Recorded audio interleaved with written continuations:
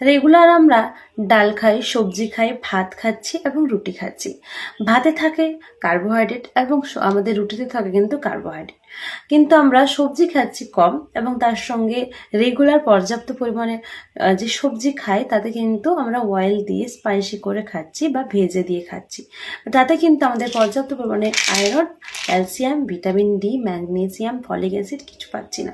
তাই আমি কিন্তু ব্রেকফাস্টের পর অথবা লাঞ্চের পর কিন্তু খাচ্ছি হচ্ছে ক্যালসিয়াম, তার সঙ্গে হচ্ছে আয়রন। কারণ আমাদের প্রত্যেকটা মানুষের আয়রনের অভাব থাকলে জানো মেয়েদের তো কতটা প্রবলেম হয়, তার সঙ্গে ক্যালসিয়াম থাকলে আমাদের শিরদাঁড়া থেকে, বোন থেকে, হার্টের বিভিন্ন পরিমাণে কিন্তু জয়েন্টে পেন, হাড় ক্ষয়ে যাওয়ার সম্ভাবনা থাকে। তাই রেগুলার কিন্তু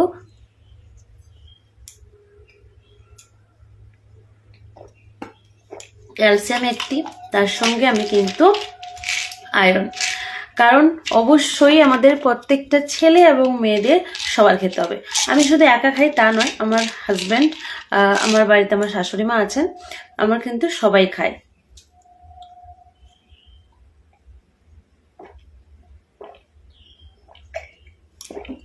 কারণ পর্যাপ্ত পরিমাণে আমাদের শরীরে যদি ভিটামিনস, মিনারেলস, ফাইবার, প্রোটিন যদি না থাকে, শুধু কার্বোহাইড্রেটটা আমরা কিন্তু বেশি খাই, আমরা কিন্তু ভাতটা বেশি খাচ্ছি, সবজি টবজি কম খাচ্ছি বা রুটি খাচ্ছি, সেই পরিমাণটা কিন্তু বেশি থাকে। কিন্তু ভাত এবং প্রোটিন খেলে আমাদের এনার্জি থাকে, কিন্তু সেটা কিছুদিন পর কিন্তু আমাদের লুজ হয়ে যায়, মাথা ব্যথা, যন্ত্রণা, দুর্বল থাকে কিন্তু।